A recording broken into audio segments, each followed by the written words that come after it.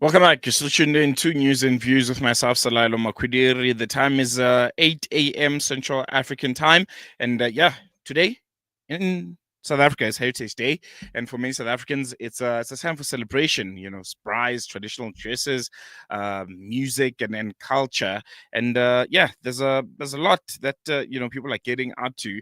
But there's one organization that is making a difference this Heritage Day, a time where us as South Africans reflect on our shared identity, our diversity, and history. But this year, there's also a special call for inclusion and understanding.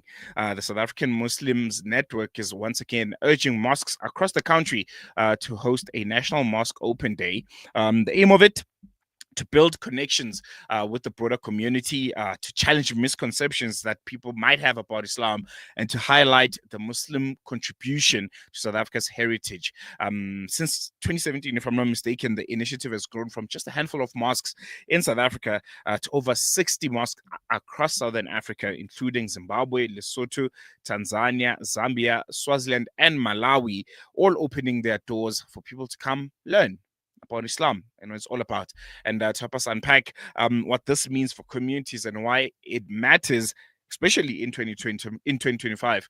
We're joined by Mohamed Kharwa, the executive of SAMNET. Mohamed, assalamu alaikum. Jazakallah so much for joining us. Always a pleasure having you here on Salam Media. Walaikum salam and jazakallah for the opportunity. Looking forward to a lovely day today. Most definitely. I think let's jump right into it.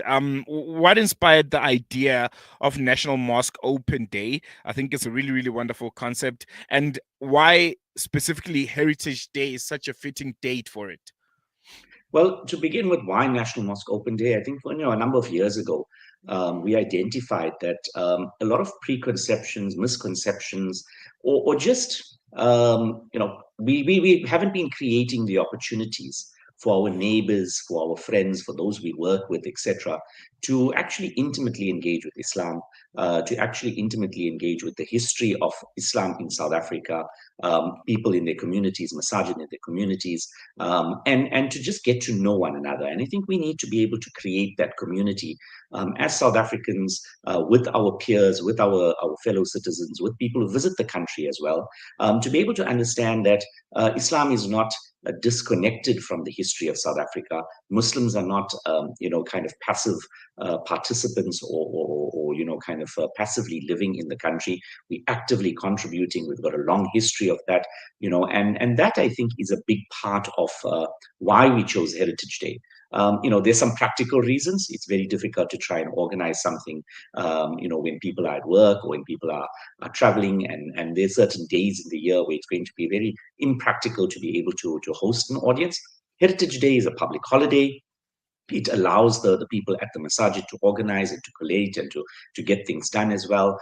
It also means that the public are available. They actually have a day in which they don't, there will be many who are working, but those who aren't, the scholars, the university students, the workers who actually have time on a public holiday, who are actually able to come through and to be able to visit a masjid, to be able to see what it's like, and to answer questions. I mean, there are a lot of questions that people have who they don't always know who to ask. They don't always feel that it's a safe environment for them to ask, or they're afraid of offending people. And if we don't create the opportunity for people to come in and ask these questions, or create the opportunity to actually engage with our neighbors, our friends, our co-workers, as I said, it's a safe environment for them to do that, and to learn about Islam. And what comes from there, and develops from there, is a whole different opportunity. No, most definitely. I want to touch on a very, very important, aspect of this conversation. As a Black South African, I can tell you for free that many South Africans don't really know that Muslim contributions in South Africa, the fact that they go far beyond just religion, they intersect with culture in so many ways, with politics of the day and just general nation building. How important is it? How important is it to highlight that aspect on a day like today, that Islam is part It's in and the fiber. parcel of Fiber. Thank you very much for that. It's in the Fiber fiber of our of the country. South African identity. Yes. Yes. I mean, it's critical. It is absolutely critical. And I am also, we're very conscious of the fact that we are almost losing our lived history or lived experience, the people who've lived through apartheid. Every year we lose another group of those. It's now, Mm. 30 some odd years since we've ended apartheid. But in that 30 years, we now have an entire generation of people who are born frees, and for whom that connection and that experience of apartheid is not lived. It's what they've been told.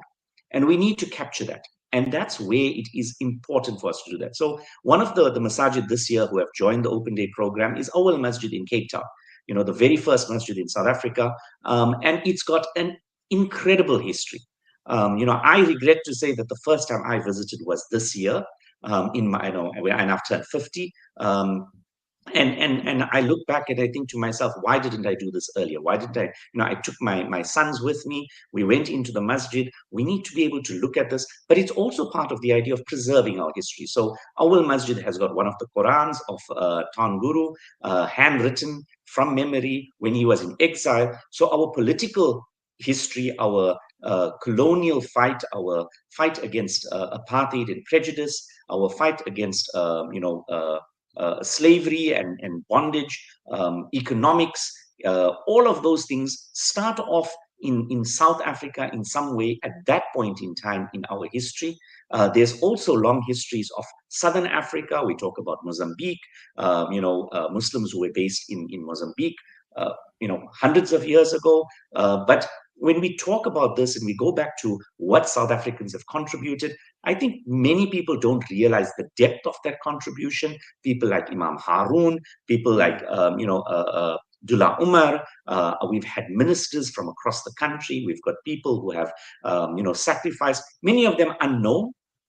We don't recognize or know the stories of where masajid, where centers, where people would meet and they would, meetings were illegal.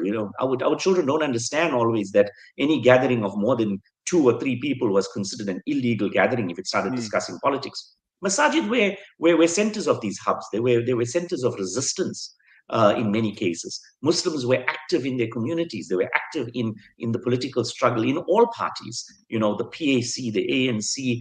We had people who were actively working towards our liberation, but we don't tell those stories. So one of the things we did as SAMNET many, many years ago was we compiled a book which is called Muslim Portraits, by Professor Ghulam Vayed, who's a historian, and he recorded some of, and I can't even say all, it's just some of a slice of people who were involved in the political struggle. We've made that available online. It is as a physical book as well. But that's that preservation of our history.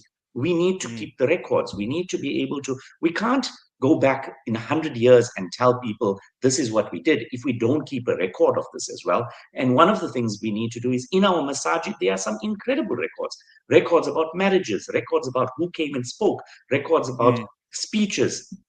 These are things which, if we don't preserve and hold on to, how are future generations going to look back and say, what did we give to South Africa? And Mosque Open Day is exactly that. We have masajid like the Awal Masjid, which is one which is very, very old and has got a long history, going back hundreds of years. And then we've got some very, very new masajid. I mean, we've got on our list, and it's available on our website, there's somewhere in the region of about 30 masajid that are that have confirmed that they're participating and that are listed on the website. So you can go to the samnet.co.za website and you can see the masajid in South Africa that are participating.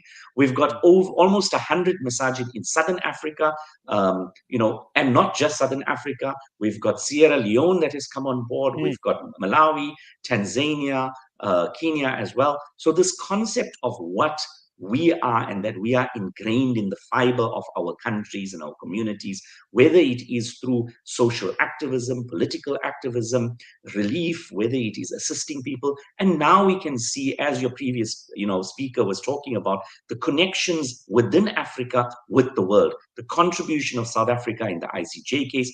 I recently spoke at a Department of Arts and Culture meeting, or conference. And one of the things I said is that we forget that the genocide in Palestine is not just a genocide of people.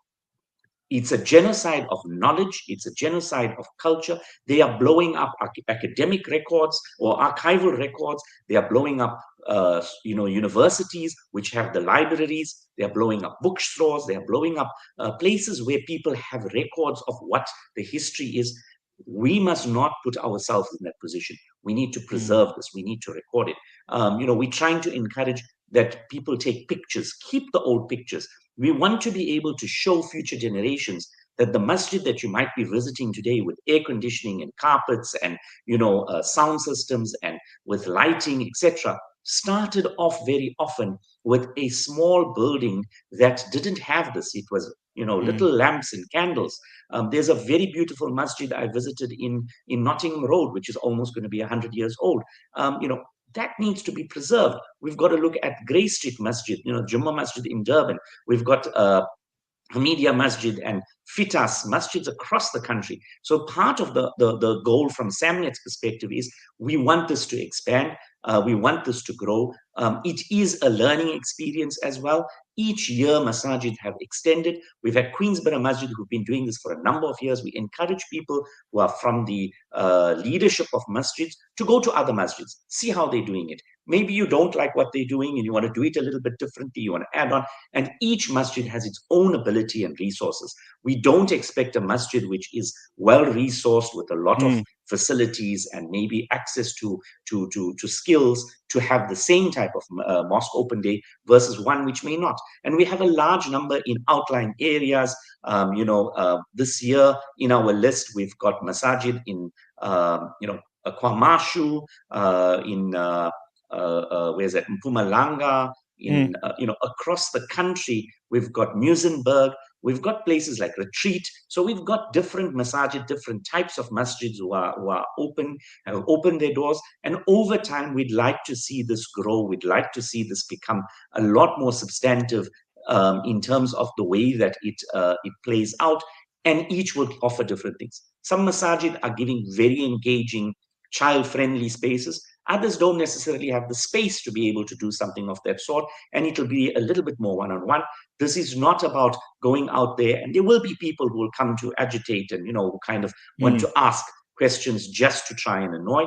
But at the same time, that is not the purpose. This is an opportunity for us to build friends, as they say, break bread, which some of them are offering, a little bit of a light snack. Go in, take a friend, take somebody with you, take your work colleague, take your neighbor, go and visit the masjid. And inshallah, as we grow over the years, we would love to be able to have every town and masjid in the country to be able to have at least one masjid that is participating. Ladysmith Masjid, they generally move their open day to Heritage Week. They don't do it on Heritage Day itself. They have it on the Saturday or the Sunday. I can't remember which one. It's on the website. So they maybe have it on a different day. And in Africa, because it doesn't always work out on a public holiday for mm. them, or a weekend, what they do is they kind of adjust the dates, and we will publish those dates as well on our website. So we encourage people, firstly, to visit, Muslims to visit, because we want to be able to show that people who are visiting, who may not be Muslim, look, we are here, we are there, we are helping. Volunteer for the program. This year, there's a very interesting approach that partnership with IMA, the Islamic Medical Association. They're hosting free screenings, medical screenings Mm, at some of the open days in the masajid, which now mean that people come in and they don't just take away something which is of value to their community and their culture, but they take something away that is value to them personally. There are places mm, where people are doing Islamic calligraphy, so you can take home, your Arabic inscribed, your name in Arabic. You can take home something that might be a little bit of art, a little bit of an experience. Whatever we can do to engage with our neighbors, build relationships, that's the important part of it. And to be able to highlight that we are here, we are part of South Africa, we are engaged, we are part of its future as much as we are part of its past. mm. No, very, very important. Mohammed, always a pleasure. Unfortunately, we have run out of time, but I think this is a wonderful initiative. And yeah, hope we chat again soon, just to hear and reflect back on it. Jazakallah so much. Jazakallah for the opportunity. And we hope everybody has a wonderful day. And please, we encourage people to go and visit the masajid around the country. There you go. That's Mohamed Kharwa, South African Muslim network, SAMNET, giving us insight on their mosques open day on a very, very beautiful, auspicious day here in South Africa, Heritage Day. And I think it speaks, volumes on trying to get back to what we've always known and understood South Africa to be, where Muslims in particular were not isolated from, the rest of the country. You had people like Ahmed Katrada, Molana Kachalia, Ahmed Timol, and you'd hear stories about how they were so entrenched in multicultural, diverse communities in South Africa. And I think my fear right now is the fact that Muslims are increasingly becoming isolated, especially the younger generation. I have people my age who've never set, foot in a township before, Muslim kids. And you'd hear stories from, previous generations, our dads and our granddads, and they'll tell you, we had Muslim friends, they would come over. Most of them are the reason why, you have Black Muslims in townships today, because they had businesses there. They would frequent the areas. They made connections with the people that live there. And I feel like in this time, in this generation, there's almost um, a more inward looking, everyone being with people that look like them, that sound like them, that pray like them. And I think that's not a way to go about things, especially in a diverse, multicultural country like ours that always thrived on the fact that we can unite despite our differences. And how lucky are we to be in a country like ours where you can be Muslim, you can be Christian, and can live side by side without any quarrels. Going to take a quick break. When we come back, News and Views continues.